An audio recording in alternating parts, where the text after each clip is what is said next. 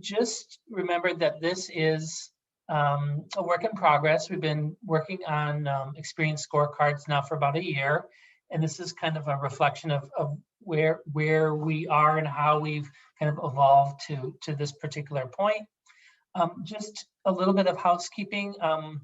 I will go for about hopefully 40 minutes or so and leave another 20 minutes for questions, discussions.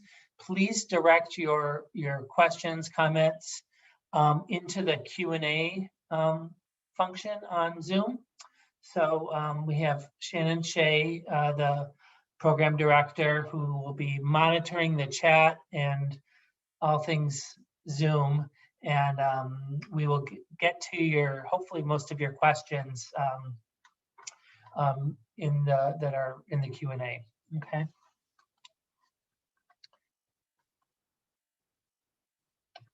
So first off, I just wanted to acknowledge two colleagues, Riley Kuntz and Aaron Flandrow, who are graduate students in the UXC at Bentley.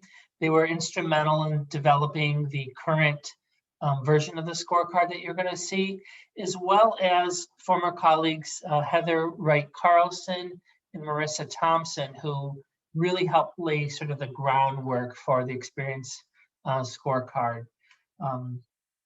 Briefly, for those of you that aren't familiar with the UXC, we are a consultancy providing UX services to companies around the world, and this is kind of part of our sharing of work that we're doing. Please visit our website, reach out to us if you have any questions about any of our professional services. So I want to start off and talk a little bit about some of the challenges that we see a lot of companies facing. So the first thing is that when we work with organizations, they're very much in the weeds. They're approaching UX at a very tactical level. They have difficulty seeing the big picture of the overall experience and really missing potentially what's important. So they may make small or incremental usability improvements to certain key screens or workflows, and that's great, and that's all important and shouldn't be dismissed. But how do you really know that that is what matters most to individuals, that you're really going after kind of the big issues? And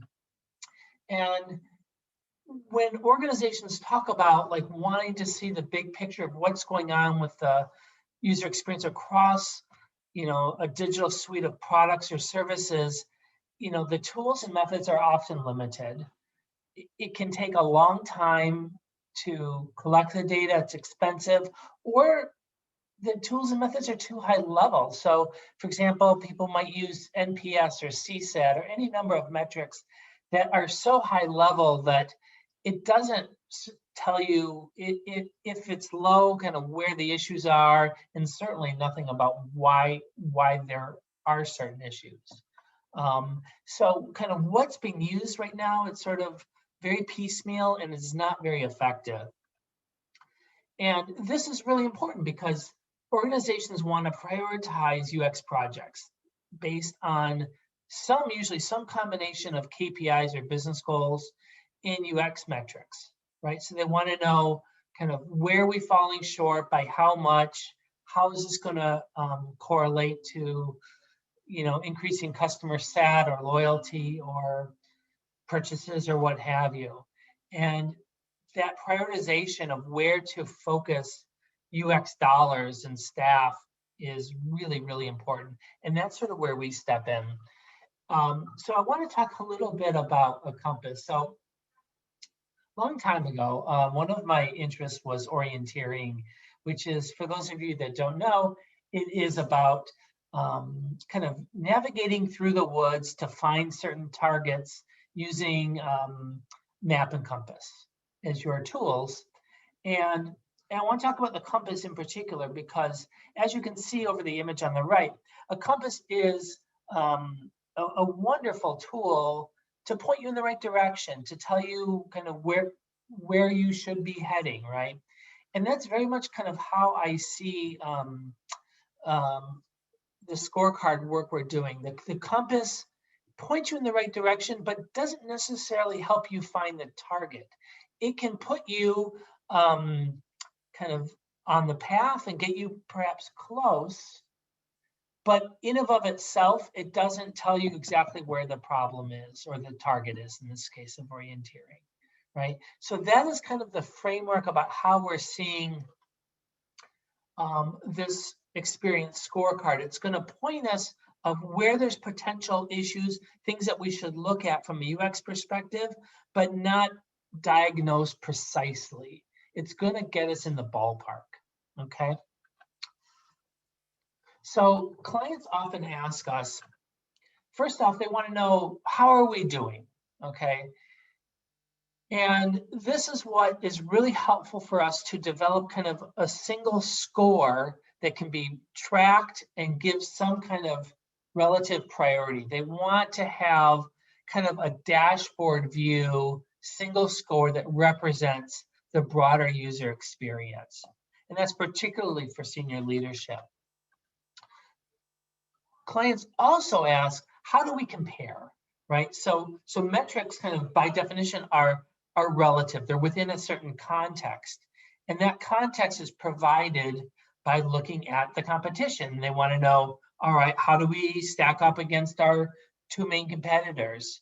And that comparison can be looked at from multiple dimensions, right? It could be certain tasks or workflows, but also could be certain aspects of the experience, like the usability or the design or the content. And the third big question that they ask us is, what do we need to do to improve? So they want to know, okay, I have the score, I see where we sit against our competition, what should we do, right? So they want something that's more diagnostic of what's wrong and insight into the problem.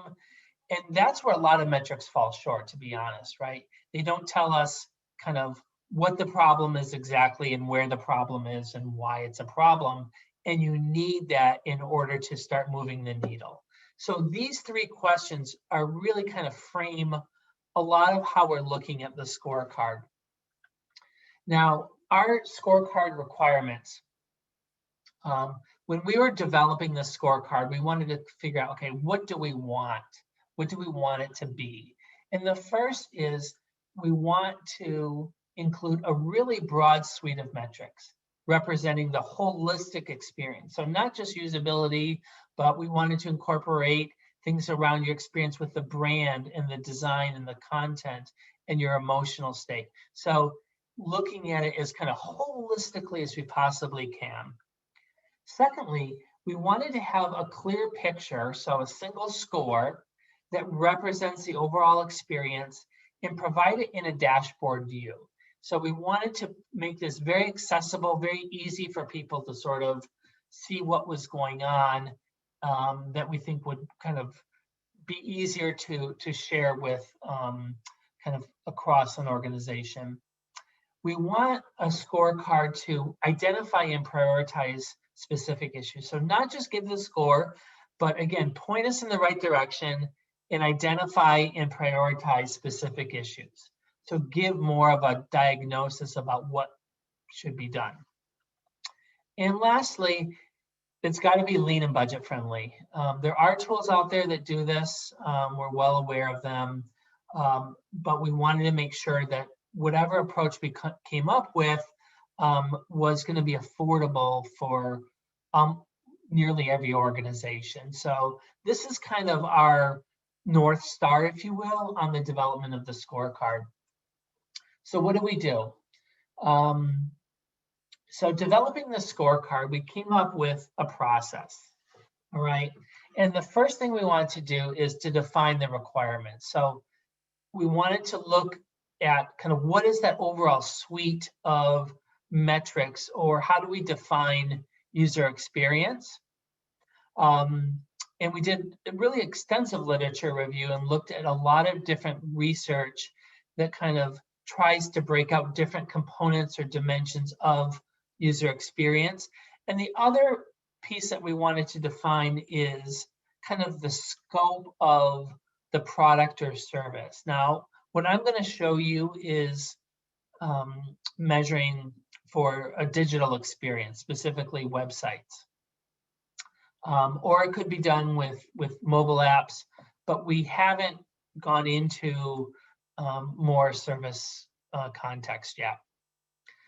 After we've defined those requirements, then we go into developing a methodology. So exactly, laying out all the questions, all the metrics, how we're actually going to do this, and then we collect data, we analyze the data, and then from there develop a scorecard. Now, one really important point here is this is an initial process, so we have not gone through a formal validation yet. That's a lot of work. We're interested in doing that, but what I'm showing you has not been formally validated, okay? So here's how we're seeing experience, kind of falling into 4 different dimensions, and I'll talk about each of these dimensions more in just a moment. Usability, so things around the ease of use of accomplishing tasks, the efficiency, and even the usefulness, the emotional state, so what people feel during an experience. Brand is about the relationship between the individual and an organization, and aspects around the design and the content. So how they react to both the visual design and the content, specifically on the usefulness of the content. Now, kind of orthogonal to this, we're also looking at creating a very personalized way of looking at experience. So experience, it's always personal based on what you care about the most, and it's relative to your expectations. So we're going to try to kind of incorporate a personalized view of experience within the scorecard, and you'll see kind of how that plays out a few different ways. So here is our overview of experience. So I talked about kind of these 4 different dimensions. So you've got usability. So we're looking at ease of navigation, the organization of the site, ease of use, and usefulness. The emotion, it's again a state, a feeling that somebody has in relation to interacting with a particular product. And there's a lot of different potential emotions. We wanted it to keep all of these to kind of 4 different elements. We chose happy, feeling confident, relaxed, and in control. And brand, about your relationship to the company. So you're interested in the product, how positive you are about the brand, kind of an overall measure, desire to use it, and trust in the company. And lastly, design and content, things around the visual attractiveness of the website, the usefulness of the images, understandability of both the content and the language, and the usefulness of the information. So this was kind of our take on how we could kind of dissect different elements of user experience. There are a lot of different ways of doing this. This is where we landed on, we feel pretty good about it, but going through that validation, things could combine into different things, or other things may emerge. So I talked about personalization. This is really important. So the way that personalization works, and specifically about measuring about what people care about the most.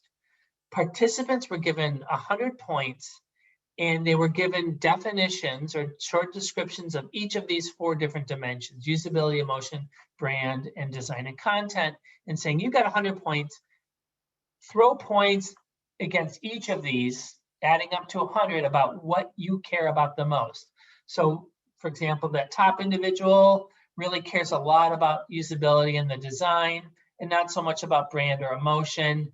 And the second person cares more about the brand, and the third person really cares a lot about the brand, and so on. So we all value different aspects of an experience differently, and that's going to be reflected in each individual score. And the way this works is over on the left, if we said, okay, we assume that everybody cares about each of those 4 elements the same. and all 4 elements are essentially weighted equally. We might have an overall score of 80. But once we start weighting based on what people care about, the score can move up or down for any individual, right? So for example, if somebody cares a lot about usability and it scores, and they say it's not that, they say it's very important to them, their score is going to be much lower, right? Or if they care a lot about the design and they love the design, their score is going to raise. So each individual, that weighting is going to move their score up and down based on what they care about. The other aspect of personalization is the relevancy of the task. So for example, we don't want to have people do things or respond to tasks that they don't care about, that they're not relevant. They don't do them, they're not important to them. So in both versions of the scorecard that I'm going to show you, individuals would pick, for example, a type or category of task, and from there, then they would choose specific tasks to either perform or respond to. So everything that they're responding to is based on tasks that they do normally that they care about. Now, I'm going to be showing kind of 2 different versions of the scorecard, okay? And the way to think about the scorecard is in terms of the overall user experience. We have what we call anticipated use, things that happen before using a product, right? We have an experience during a product and after, right? Based on kind of a cumulative kind of response. So the first scorecard is going to be looking at these first 2 elements. We're going to be looking at anticipated use by looking at the difference between expectations and experience, as well as their interaction about using a product kind of in real time. All right, and then I'll come back later to the scorecard around cumulative use. So we had a very simple technical solution. Again, we wanted this to be very kind of lean and budget friendly. So we used a Qualtrics survey, and really could be any online survey platform with a website. And the way this worked is an individual would get a set of instructions. They would jump over to a website. They might open up a new browser or tab, perform the task, bounce back, answer some questions about that task, get their next task, do the task, and bounce back, and basically kind of toggling back and forth between the survey and the website and doing some post-task grading. So, you know, this works really well for products that have easy access. Somebody could just bring up on their phone or on a website. It probably doesn't work so well for products that people don't have a very easy access to. This is super budget friendly. You just need access to a survey platform, and there are free versions of that. It's a little clunky moving between the survey and the website. We didn't have anyone who mentioned any problems doing that, but it is clunky, I guess is probably the technical description of it. And we also cannot monitor or measure web behavior. So this is certainly a downside of this. And there are tools out there that allow you to actually measure click paths and other types of behaviors. We're not able to do that here, at least not reliably. So the first version of the scorecard I'm going to show you is what we'd call an interaction-based experience scorecard. This is a very small initial case study comparing the IKEA and Target websites.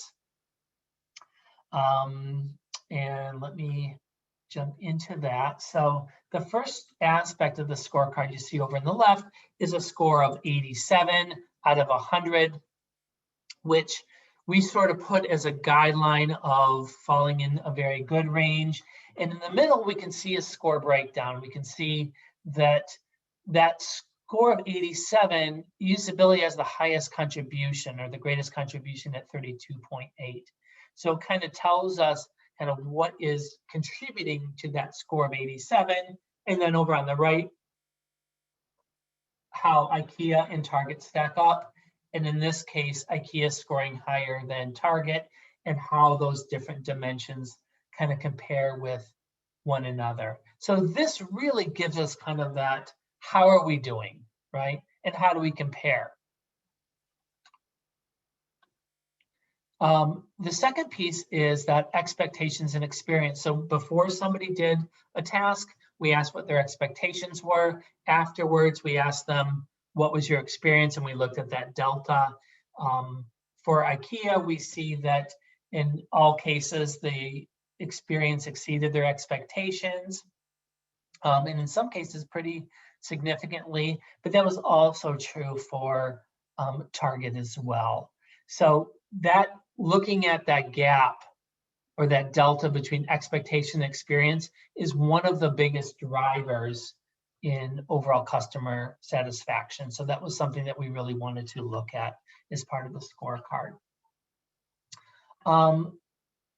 Getting a little bit more specific into the different tasks is we have task evaluation. So this is our way of saying these are different categories or classes of tasks, and how do they sort of stack up? So we have an overall rating of 4.3 on a 5-point scale, which is pretty good, but we see kind of a split. So when people are browsing or viewing products or looking at product information, doing a great job. But once you move away from there, looking at services or store information, then the numbers start to go down, the task ratings. And I'll show you an example of that in just a moment. And then when we look at it competitively, we can also look at it from another perspective in terms of ease to complete, time, satisfaction, and design. In this case, we found overall scores pretty good and very comparable between IKEA and Target. And this is kind of gives us more of that diagnostic view. So if we look at kind of those 4 dimensions around being easy, the time being reasonable, satisfaction, design, across those categories, we can see, for example, services, something about the design scored really poorly, as well as kind of across the board versus product information. People love that kind of across the board. And over on the right, we see kind of a ranking of the different tasks and found, tasks like find out if IKEA has a service that could assemble a product for you. Wouldn't that be lovely? And find the weekend hours. So this kind of helps get us, again, in that compass, points us in the direction of where their particular problems might be. Now I want to do is talk about kind of the second version of the scorecard. And that is looking at cumulative.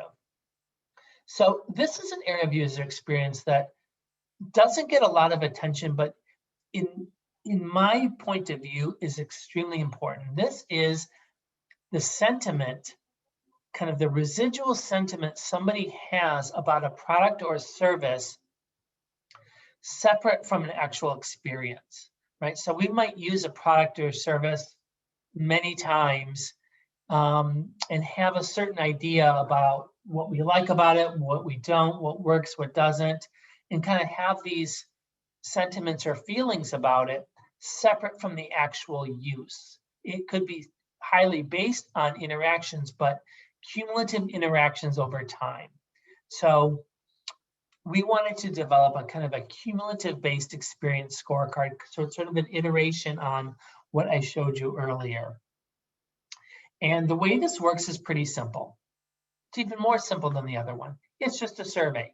So we used a Qualtrics survey. We had screener questions. We have task selection and rating. So we figure out, what do people look at? What do they do on this product? And provide ratings around different aspects of that.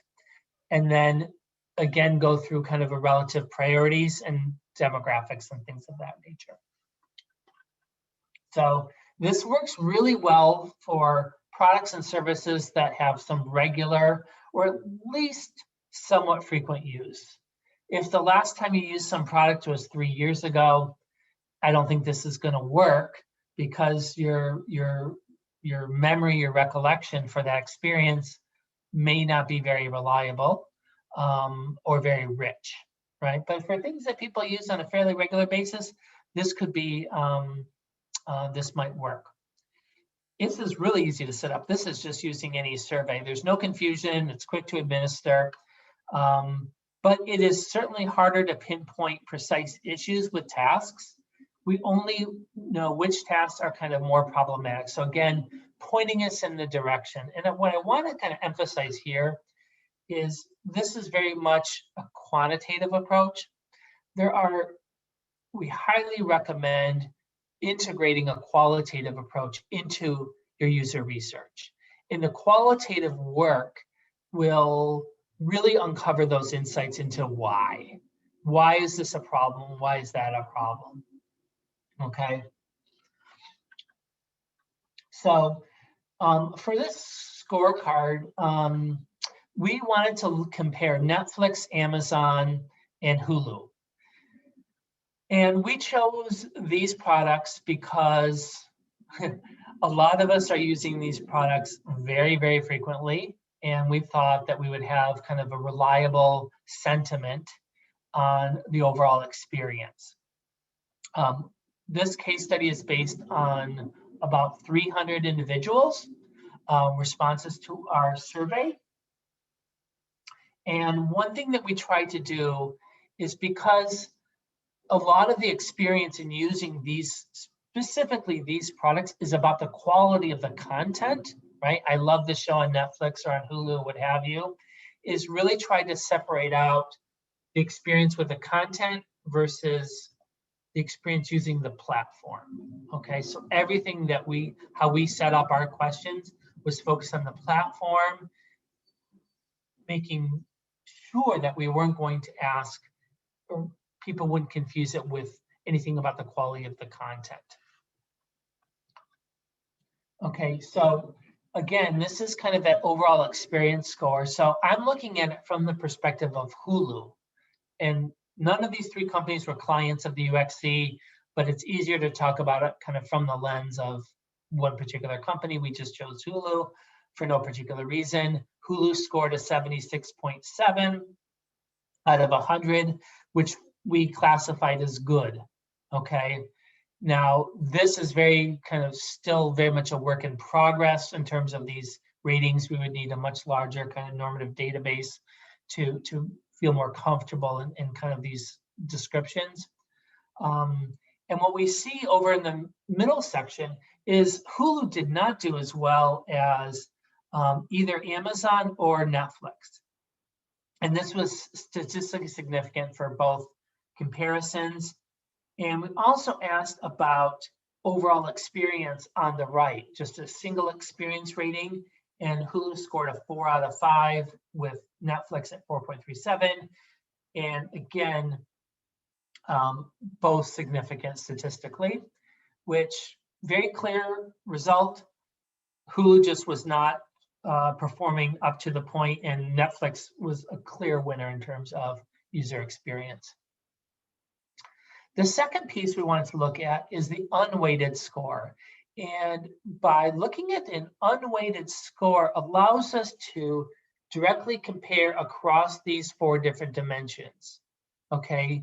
And remember I talked about kind of the score moving up or down depending on how we applied the weights.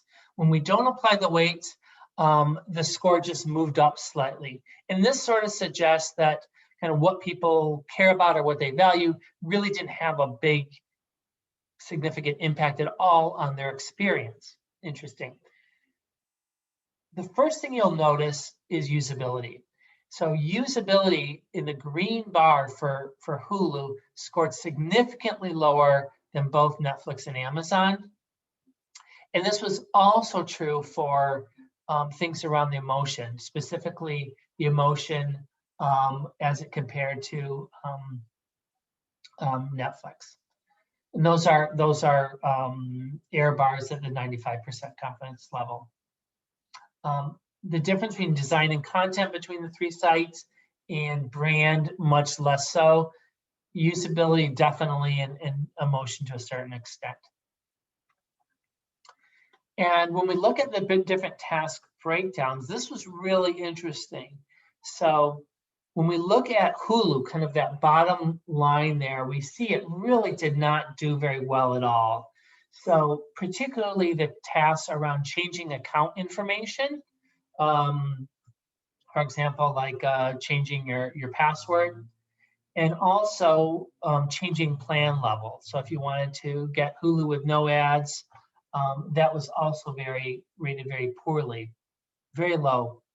And really kind of across the board for Hulu, just was not performing well enough. Things like downloading content also didn't do very well. Now, I should mention at this point that not everybody does all of these tasks all of the time. We took people that, I should have mentioned, participants who were use these sites very frequently, at least once a week, and also only looking at people who do certain tasks, right? And so some tasks are more frequently done than others. The next kind of lens that we can look at this is through priorities, all right? Like, what do people care about? And over on the left, that pie chart for Hulu, you can see usability is the clear priority, right? Followed by design and content, and then emotion. So in all of the studies that we've done, the experience scorecard work, this has been fairly consistent. Over on the right, you can see how the three different sites kind of compare in terms of the weight to the priorities. Usability is up here, and then the other, emotion, design, and brand, are kind of all fairly similar. Let me explain what's going on here, because this is really important kind of from a priority perspective. So along the x-axis is the importance from high to low. So again, these are the weights. What do people care about? These are average weights.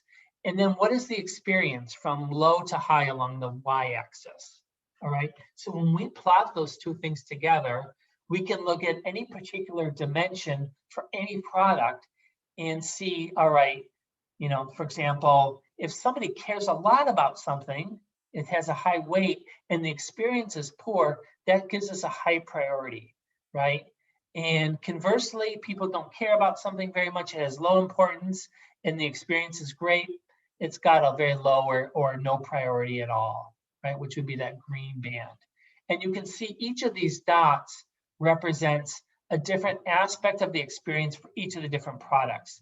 So what I want to draw your attention to is over here, usability in green for Hulu is, you know, an okay or decent rating, and the experience is weighted very highly, right? So this, from a priority standpoint, should be really where the focus is on, right? There's some other ones down here as well that could be looked at, but this kind of gives us that visual kind of guide of where our priorities should lie. We can also look at a segmentation analysis. So there's a lot of different ways of slicing and dicing the data. One thing that we wanted to look at is the kind of the platform in which people experience each of these, right? So you can watch your shows on a tablet, your phone, your laptop, or a good old-fashioned TV. And what we found is that for Hulu, the experience seemed much more comparable across tablet, phone, and PC, but much lower on the TV. So the segmentation analysis gives us at least some direction or pointing to where a particular problem might be. We looked at this for things like age or frequency of use, and found trends, but nothing significant.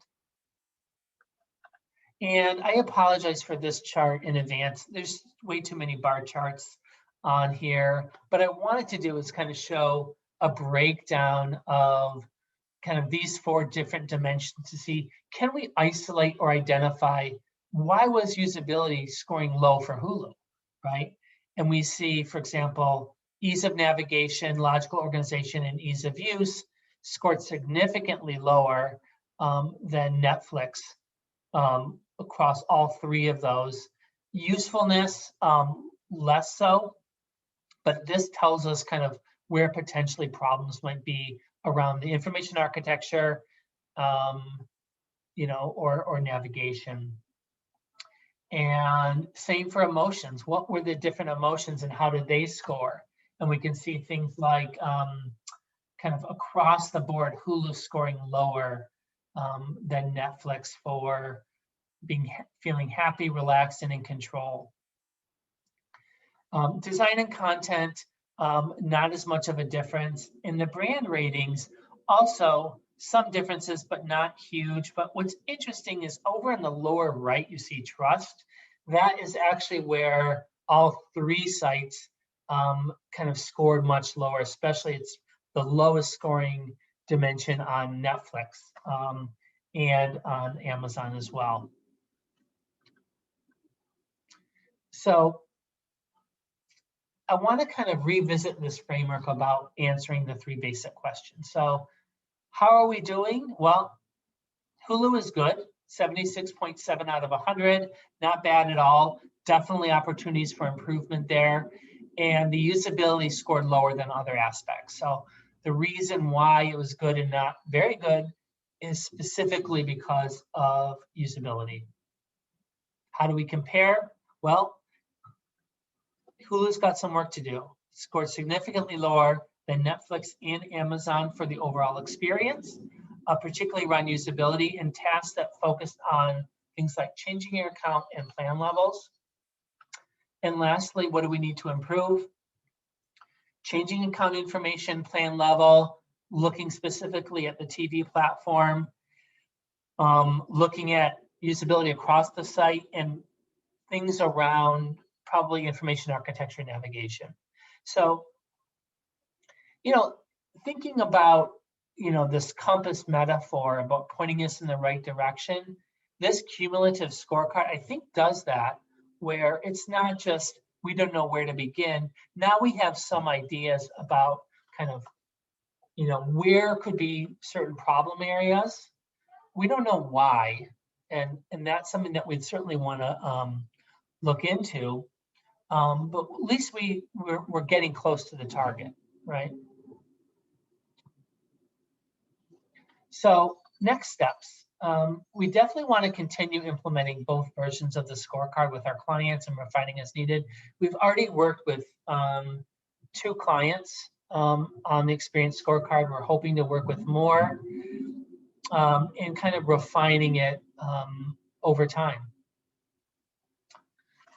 Secondly, we want to think about ways that we could perhaps integrate both versions of the scorecard and to gain kind of more insight into specific interactions as well as that overall sentiment. And also go through a formal validation process, especially around the metrics, around the product experience. So we're just looking at, specific kind of view of user experience, but going through validation might help us kind of further refine that. So I want to thank you for your time and also offer, if any of you are interested, we'd love to chat with you about how we could maybe implement a scorecard for your organization. I should mention that both IKEA, Target, Amazon, Netflix, Hulu, not clients of the UXC. We just picked these because we thought they were interesting. They had nothing to do with this. So thank you very much. I am now going to jump over to the Q&A and try to answer your questions. So please throw your questions in there. I would welcome that. How big is, so this is the first question. How big is your sample size? How many people participate in a study like this? Well, we had two very different sample sizes. For Target and IKEA, it was about 20 people. It was really more a proof of concept. That's why you didn't see the stats. I didn't do any tests of significance. The second study, the cumulative scorecard with Hulu, that was about 300 people. So there we have a much greater kind of statistical power to detect differences. But it's, you know, fairly quick and easy. I mean, we collected that data, you know, easily in a day. And the second question is, what's the typical minimum number of users needed to get reliable ratings for the scorecards? Well, my general rule of thumb is about 100 per distinct user group. So this is not a formative-based small sample endeavor, but this is done online using a survey. So usually we're talking about in the hundreds. If you have about 500 people overall, you'd have a margin of error of about plus or minus 4 to 4.5%. So, you know, usually most of our studies are with, let's say, 200 to 400 people, something in that range. And please follow up if you have kind of clarifying questions as well. Not sure if I missed it. Are these between subjects or within subjects? These are all between subjects. So in other words, each individual only was given like Netflix, Amazon, or Hulu. So the way the kind of the flow worked essentially is we asked kind of which platforms do you use, and if they said they use Netflix and Amazon, they would randomly go into one of those two groups and only respond to that. So everything was with between subjects. How many participants responded to each survey? I think I just mentioned that. I'm sorry if I missed that. Kind of an indication that I may not have said that so clearly. Yeah, so small sample size, about 20 in the first and 300 in the second. How did you arrive at the scorecard metrics? Oh, wow, that's a big question. It was really, a lot of it was sort of guided by, there was a slide I had about our kind of understanding like what problem are we trying to solve. We work with a lot of companies in seeing them kind of struggle with that big picture, wanting single score, wanting something that is affordable and quick and reliable. That was sort of our guiding light. And from there, we sort of developed the requirements of the scorecard. And out of that came these metrics. So it was a lot of experimentation about, you know, what are the right metrics? How do we do the weightings? How do we visualize it? It was a very long process. And my colleagues have been just absolutely amazing in that, especially Heather Wright Carlson, who really was instrumental in developing all of this.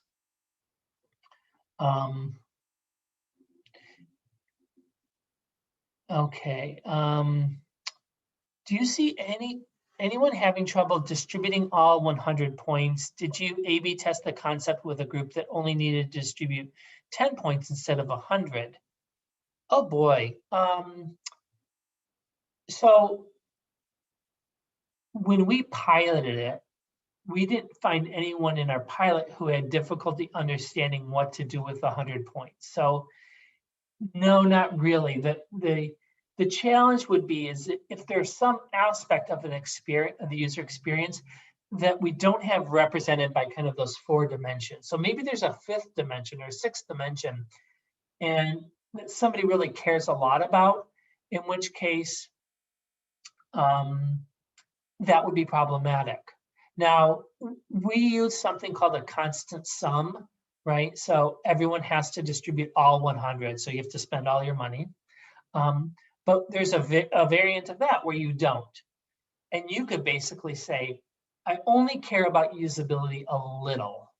So I'm going to give 20 to usability and 0 to everything else, right? So your weighting would score much less. So that would be a very interesting, we haven't done that.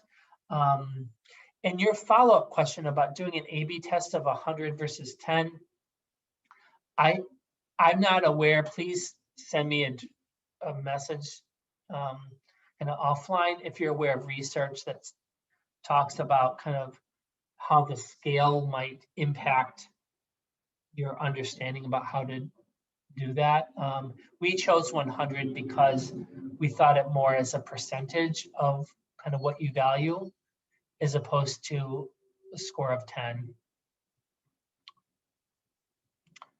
What's the final product deliverable for this analysis and how do you present it?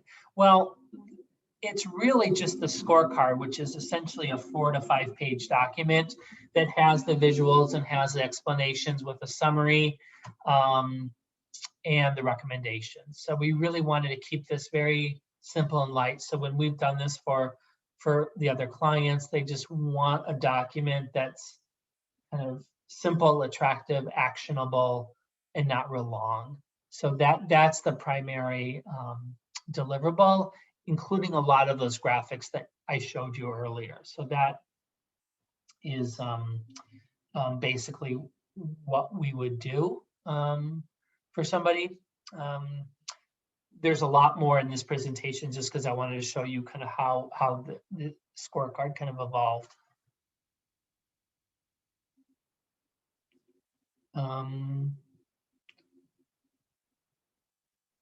Hi, thank you, Bill. Can you talk about your participant recruitment process? Yeah, so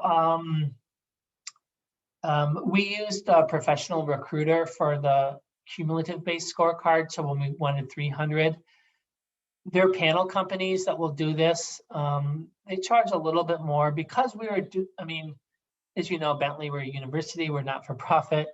And I wanted to kind of keep this as kind of affordable as possible, but I wanted a big sample size. We actually just hired a recruiter who had a large database, and I sort of cajoled her into sending out emails with survey links to a good portion of her database, and she was kind enough to do that. So that's how we got the people. There's all sorts of different ways you could use Amazon's MTurk. You could use, there's something called Prolific out of the UK I've used before for research.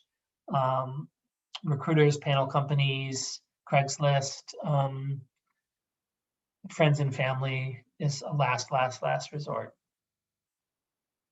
What's involved in obtaining a formal validation of your process? Well, it's really about understanding kind of this construct of user experience and doing, looking at how kind of a pattern of results where individuals would have kind of a similar pattern of responses to different elements of user experience. So we would do probably a factor analysis and then a discriminant analysis in terms of kind of a statistical procedure to kind of identify what are the unique factors that are involved in each of the different dimensions of user experience, and then do a discriminant analysis to see how different types or individuals, groups of individuals have different patterns of responses. So it's a pretty involved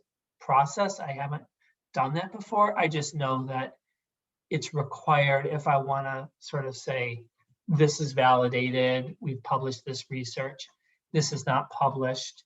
I've presented it just as a way to kind of share with you kind of what our thoughts are. We would like to move in that direction, and hopefully we will shortly. For the cumulative study with 300 people, did each person rate the 3 platforms against each other? No, they didn't. Or rate one platform for each person, 100 people rating each platform, that's correct. So about 100 people in each platform only rated. The Hulu people only responded to Hulu. Now, it would have been a little bit tricky because people that, almost everybody uses Netflix, which is actually astounding, but not surprising, I guess. It would be harder to find people that to kind of do that in terms of the experimental design, because some people use Hulu and Netflix, but not Amazon. And we didn't want to make the required tier that used all 3 platforms. It would have been interesting to do kind of a side-by-side comparison or forced comparison between the 3, but we wanted to keep it kind of really strictly a between subjects design.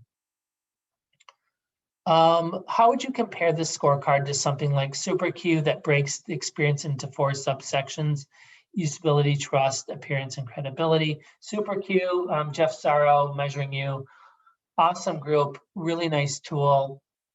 I think that from what I remember of SuperQ, I think this touches on but expands sort of the definition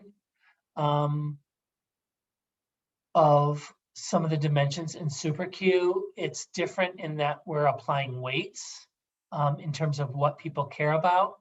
And we're also trying to get somewhat more diagnostic in terms of specific tasks. So that's really kind of how the 2 differ.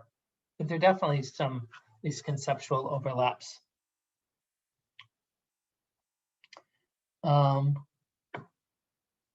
Is the validation process going to be by industry vertical or industry agnostic? I would think industry agnostic, but I would think it would need to be validated kind of across different types of products. So not just industry, but also by you know, web, mobile, even physical product. A little tangential to the topic, would you say would you use a survey versus a qual study? So I'm a big fan of mixed methods. As some of you know, I'm probably more quant oriented in my thoughts, but I do more qual. And the qualitative work that we've done with our clients as part of the scorecard really brought it to life. We really understood. We had all the reliable metrics, but we also had all of the insights that we needed to say exactly what the problems were and what to do about them. So different tools for different questions or different purposes. So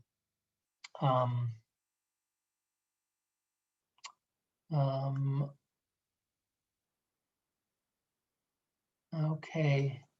Do you think consumer versus enterprise digital product experience assessments are different? Yeah, I do. I think some of those dimensions that we had or elements within each dimension might change for an enterprise application, right? Maybe something about the emotional state or feelings that somebody has, or that's why I think this worked well for this case study, but I'm not sure that there's a set of 16 elements that represent this user experience across the board for every different type of product in every context. So I think there's a lot of overlap, but there are things that are going to be unique. And we've iterated some of those elements, just as an example. This represents an improvement over CSAT and NPS. Do you have a sense of how the score might correlate with these more familiar of metrics? It'd be great to show a company that this obviates the need for NPS and CSAT. I'll tell you, I think there's a lot of folks, especially in the UX community, that are, this is just my speaking, my opinion is that, and aren't big fans of NPS and even CSAT. They're such a high level measure that they're just not that, they're rarely actionable. So I think that this is much better. If I was senior leadership at a company where I care about user experience, sure, I might throw in NPS just to track it over time, but it's not going to really provide much value in the end. In terms of a prediction on a correlation, I would think it would correlate somewhat strongly, but this provides so much richer detail about what's going on, right? You know, using that compass metaphor, NPS is like saying, find the target somewhere in these woods, you know, and the compass is telling us where to go with the map and getting close to the target. So two very, very different things. Thanks, Daryl.